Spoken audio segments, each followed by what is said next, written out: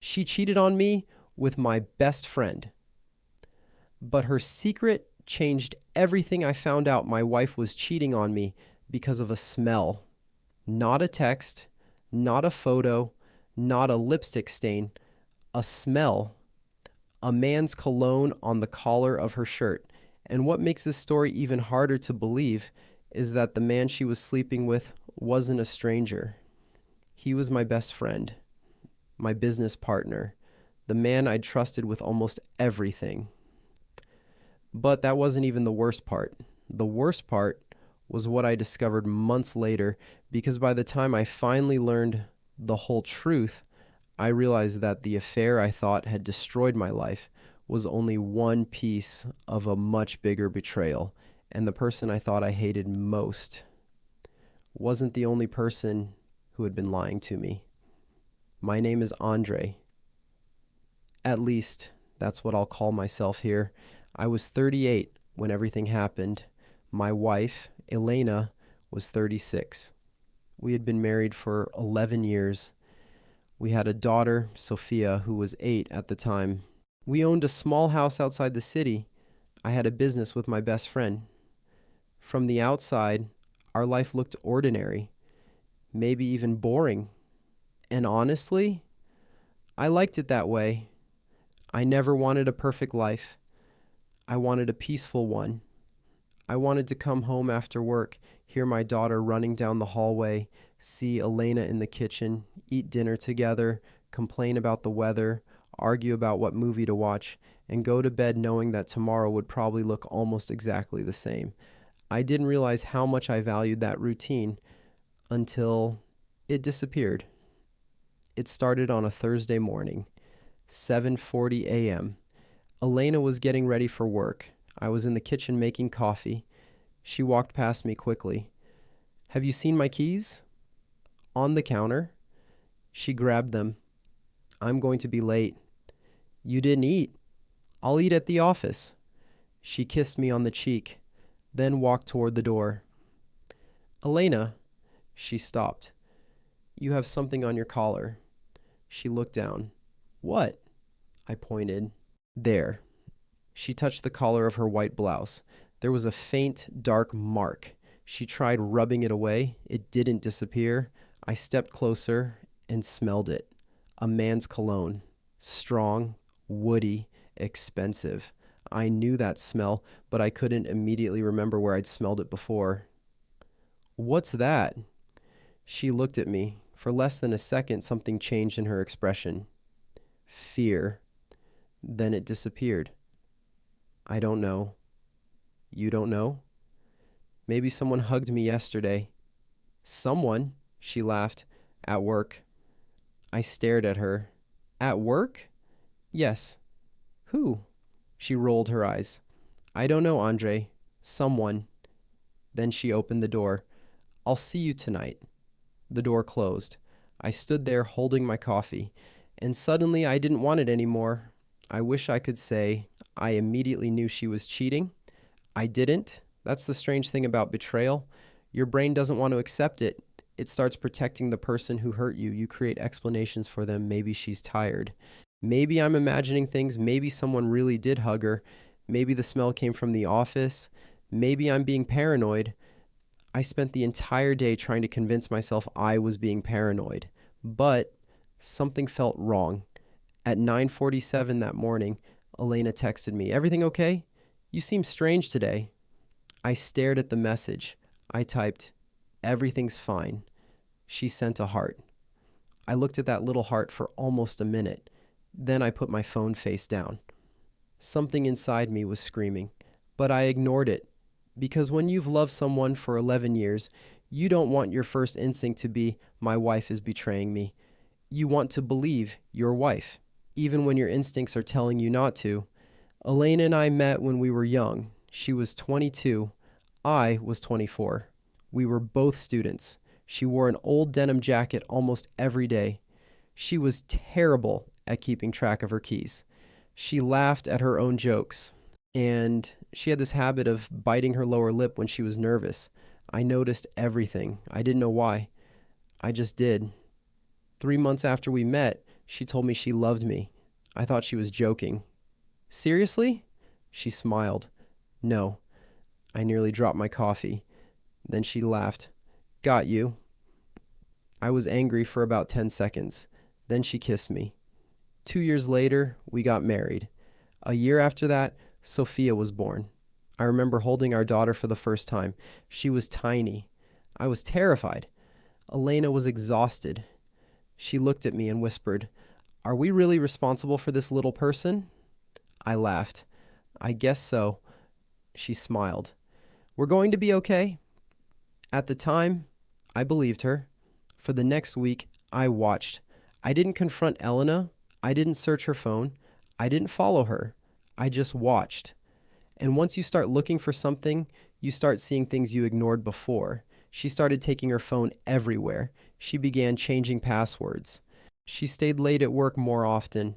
She started buying new clothes. She suddenly cared about how she looked before leaving the house. And sometimes she'd be sitting on the sofa with me, smiling at her phone. I'd ask, "What's funny?" She'd immediately lock the screen. Nothing. That word. Nothing. It became the word I hated most. One Friday night, she told me she had a work dinner. With who? Some people from the office. What time will you be home? Probably 11. She kissed Sophia goodnight, then me, and left. At 10:30, I received a message. Don't wait up. At 11:20, nothing. Midnight, nothing. 12:45, nothing. At 1:17 a.m., I heard the front door. I was sitting in the dark living room. Elena froze when she saw me. "You're awake?" "Yeah." She took off her coat. "You should be sleeping." "I couldn't." She walked past me. I smelled it again. The same cologne. This time stronger. I looked at her. "Where were you?" "At dinner." "Until 1 in the morning?" "Then we went somewhere for drinks." "Where?" She sighed. "Why are you interrogating me?" "I'm asking a question." "And I'm answering." She walked upstairs. I stayed downstairs. For the first time in 11 years, I didn't recognize the woman sleeping upstairs. The next morning, I asked her directly, "Is there someone else?" She froze. "What? Is there another man?" She looked offended. "No." "Are you sure?" "Yes." I nodded. "Okay." She walked away.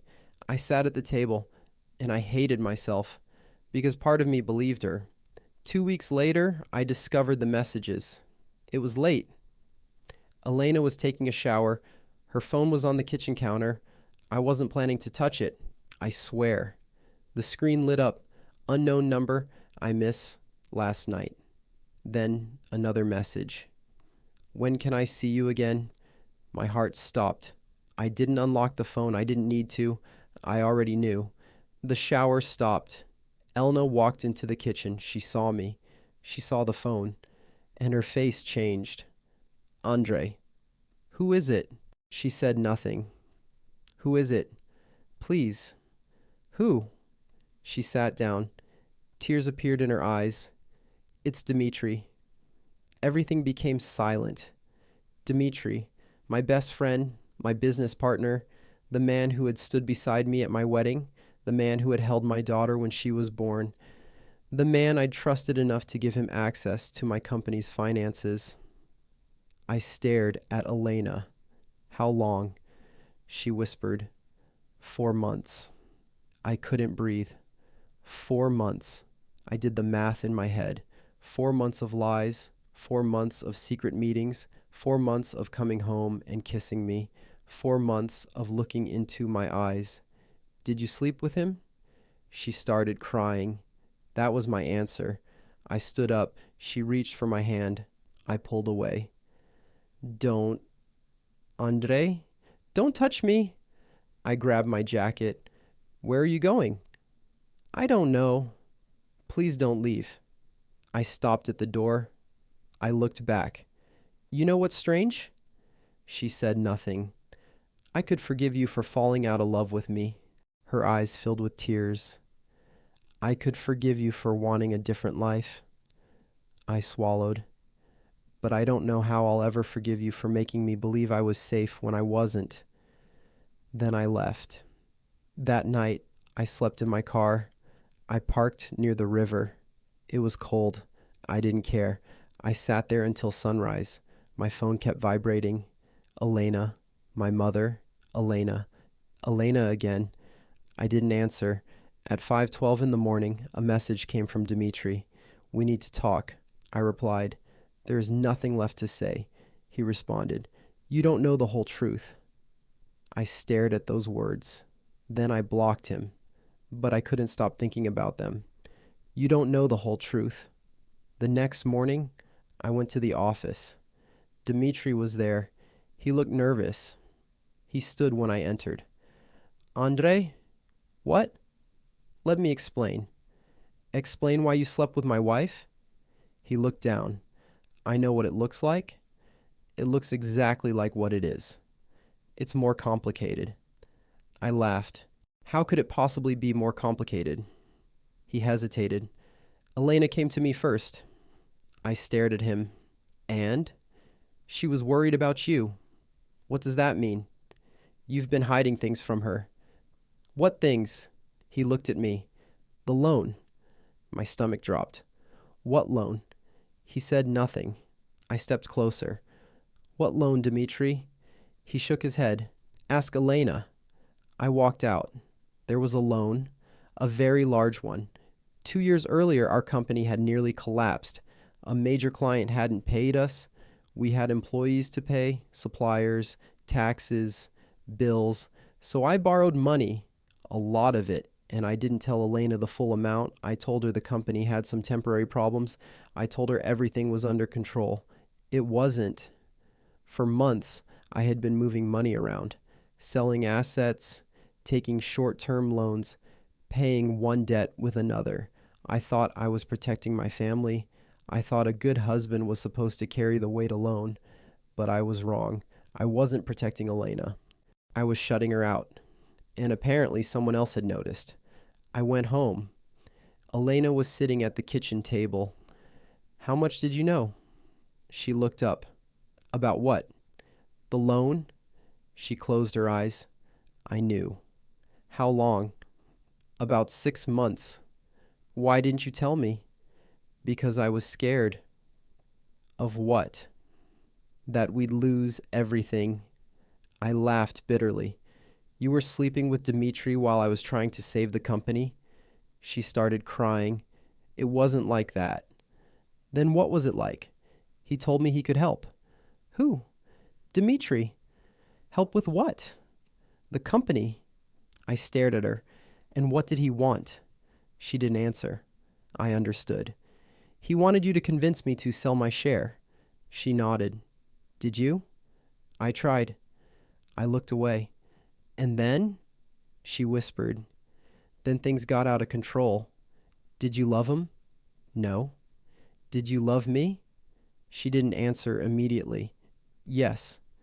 That answer destroyed something in me, because if she'd said she didn't love me, I could have understood. But loving someone and betraying them anyway, that was harder. We separated. I moved into a small apartment. Elena stayed in the house. Sophia stayed mostly with her, but I saw her every day. We didn't tell her about the affair. We told her that Mom and Dad needed time apart. One evening, Sophia sat beside me on the sofa. "Dad?" "Yeah?" "Are you and Mom getting divorced?" I didn't know what to say. "We don't know yet." "Did I do something?" My heart broke. "No." "Are you angry with Mom?"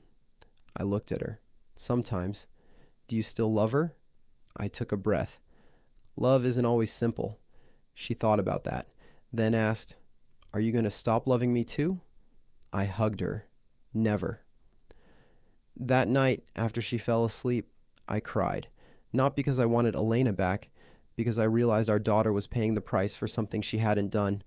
A month passed, then another. I tried to rebuild my life. Work, gym, Sophia, sleep, repeat. I stopped asking what Elena was doing.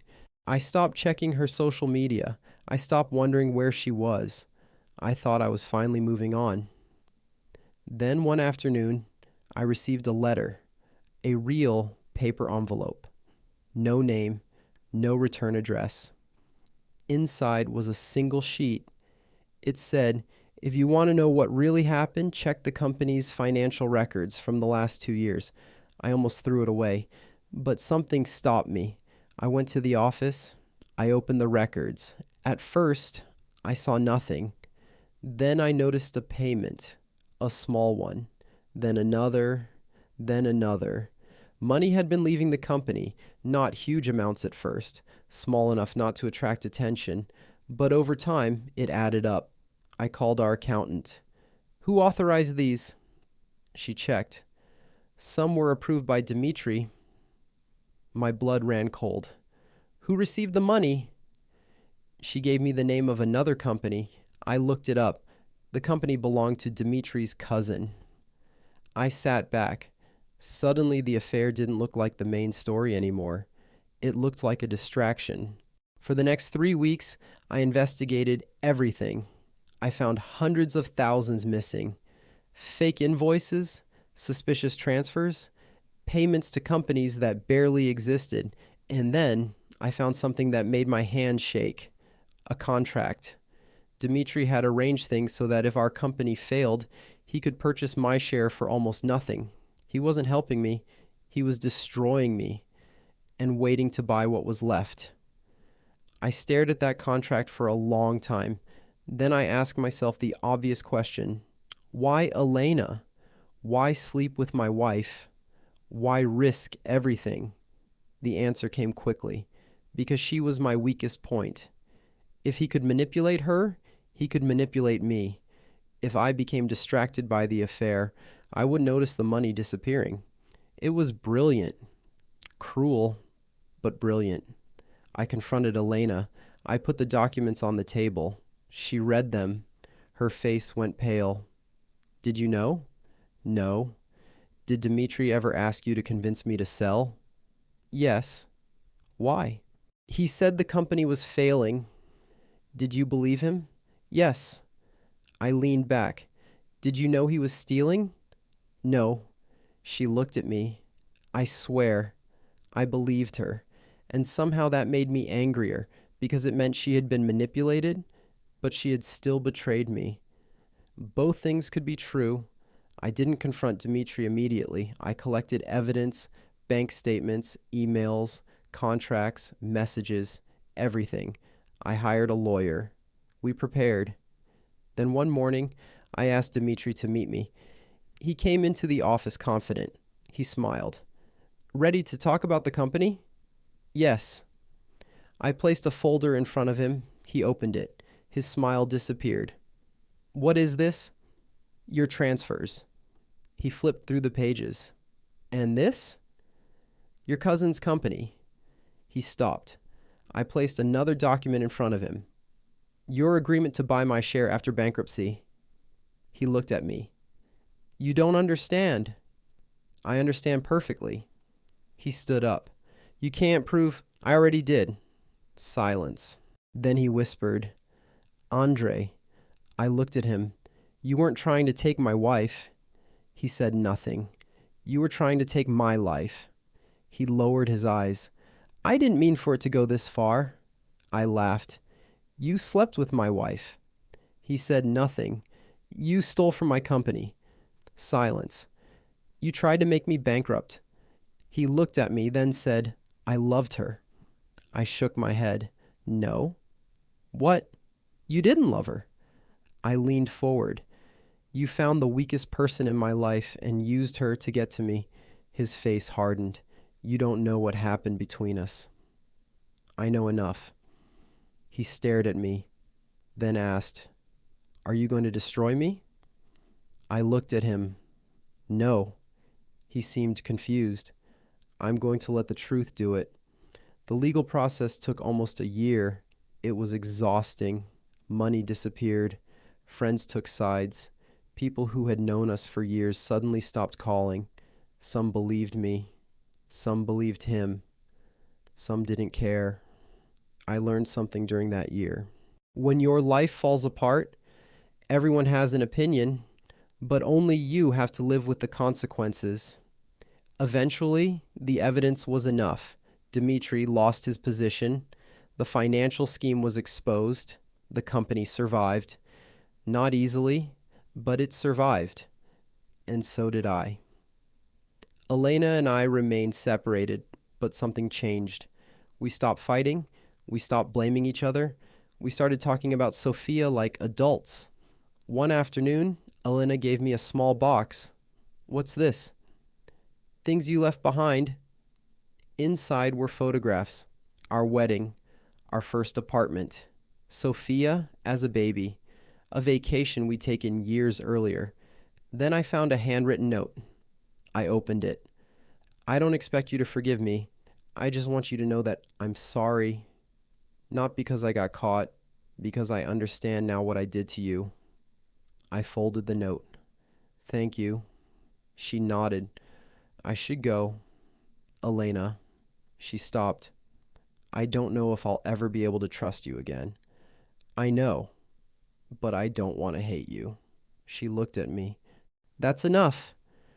A few months later, something unexpected happened. Elena called me. "Can you come over?" "Why?"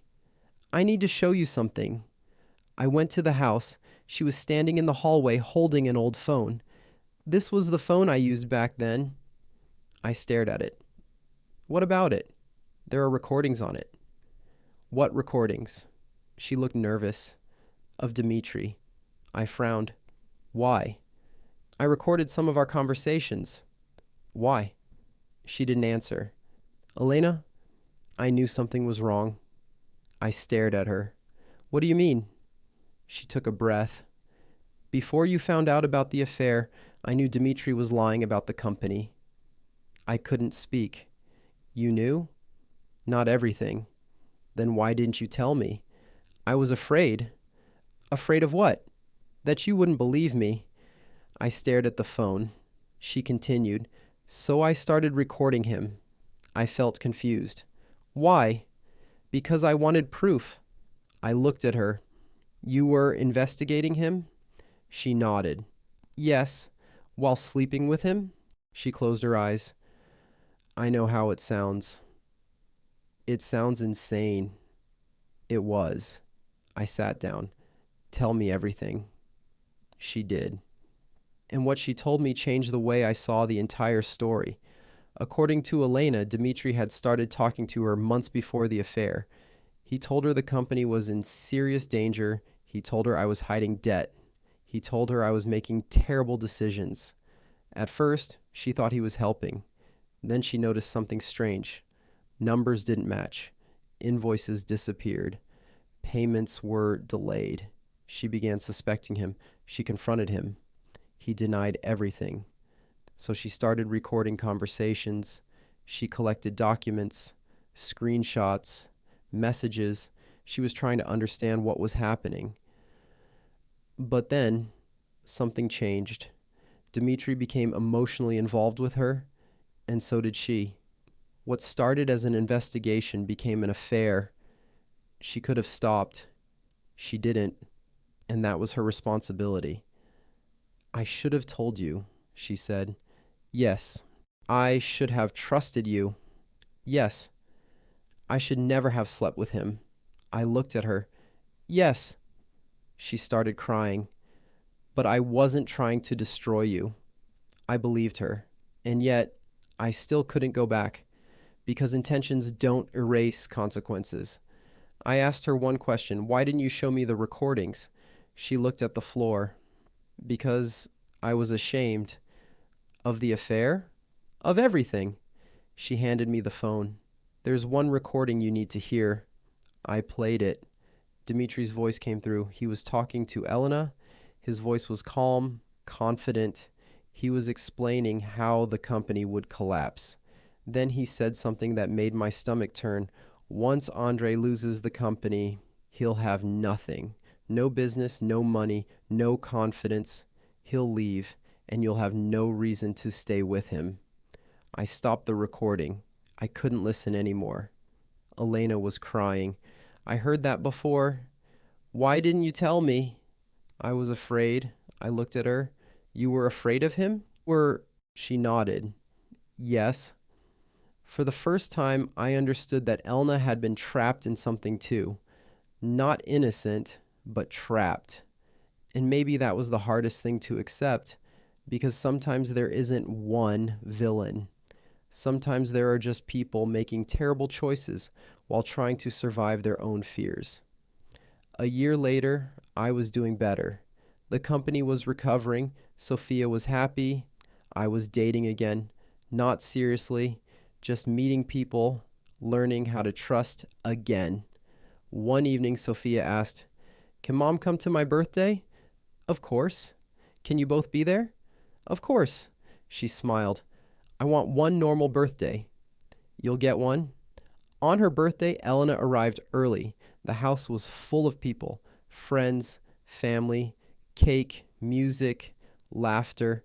For a few hours, everything felt normal. Then Sophia asked us to take a picture. She stood between us. I put my arm around her. Elena did the same. Sophia smiled.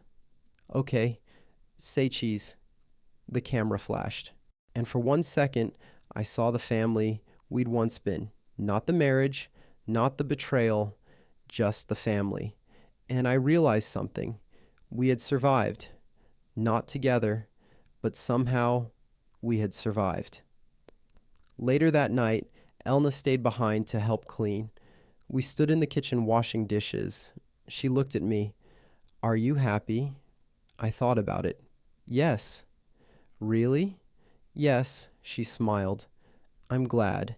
Then she said, "I used to think your revenge was making Dmitri lose everything." I laughed. "That wasn't revenge."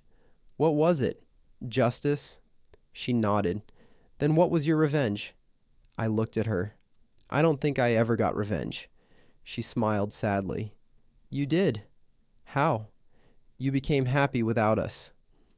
I didn't answer, because maybe she was right. Years passed. Sophia grew older. The company became successful again. I built a new life. Not the life I had planned. A different one. A better one in some ways.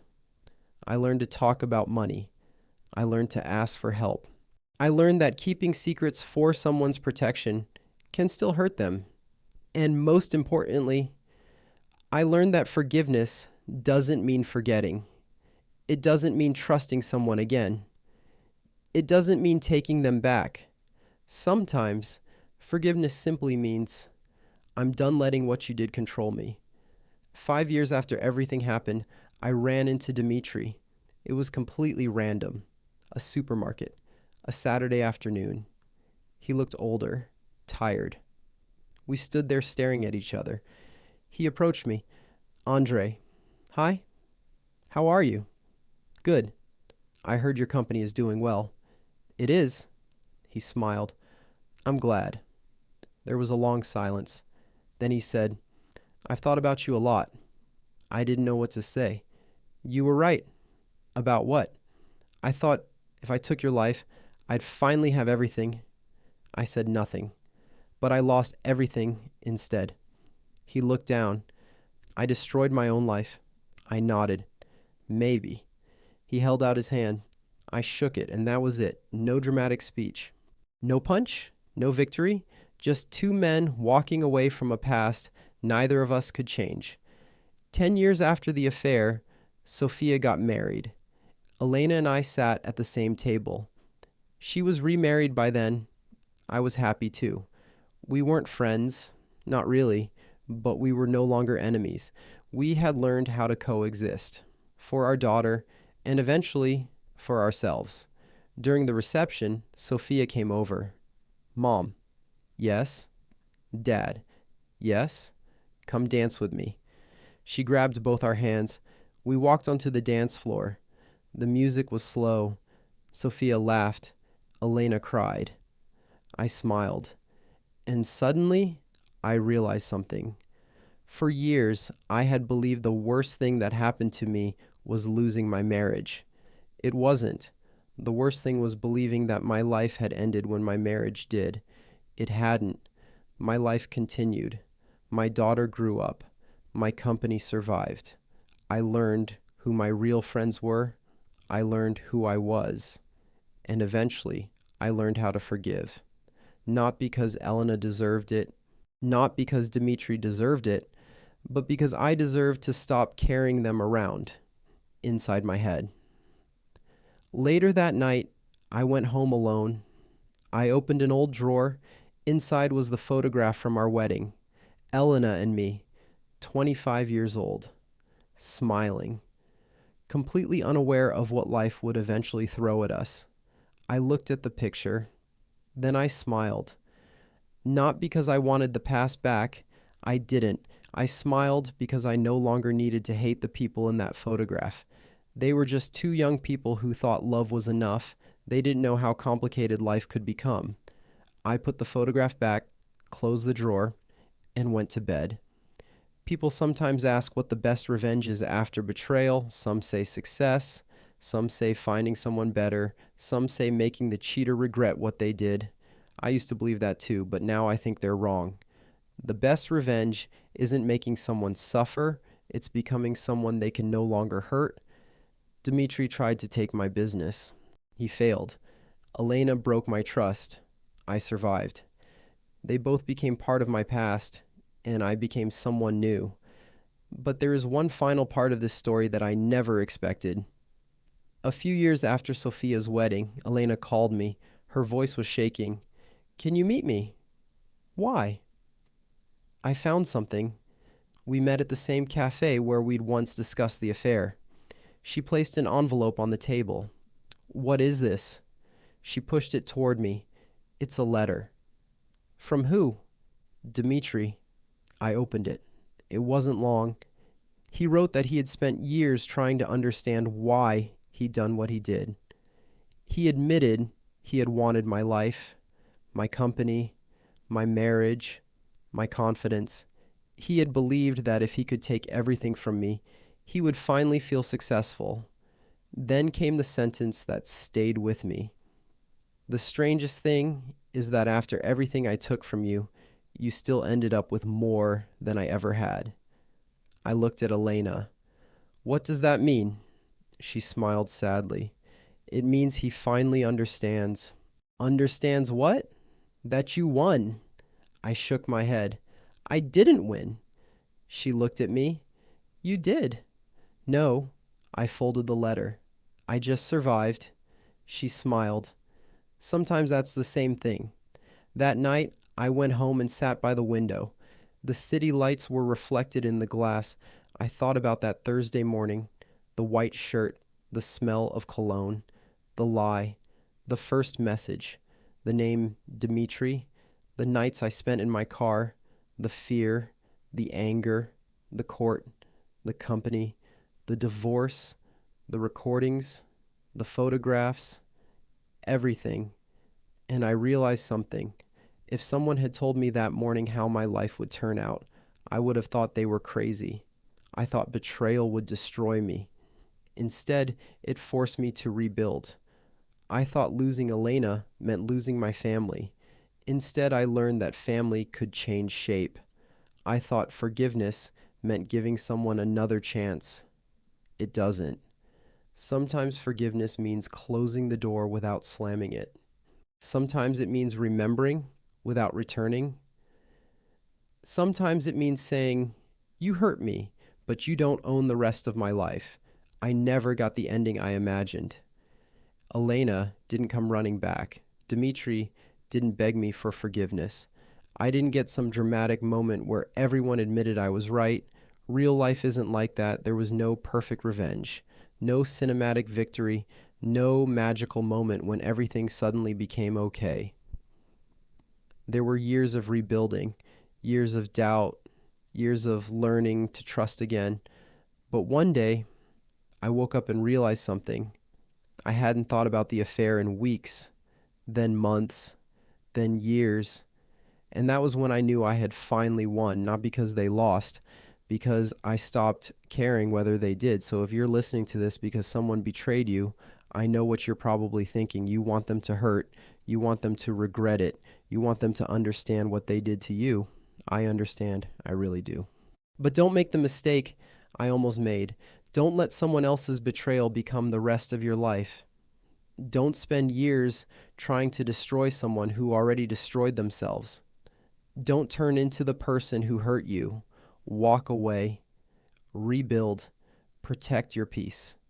Take care of the people who stayed, and most importantly, become someone your past can no longer control. Because one day you'll look back and you'll realize the betrayal didn't end your story, it changed it. Maybe painfully, maybe unfairly, maybe in ways you never wanted, but it didn't end. Your story keeps going. And sometimes the most unexpected ending isn't getting revenge. It's waking up one morning and realizing you don't need it anymore. That is when you know you've truly won. No,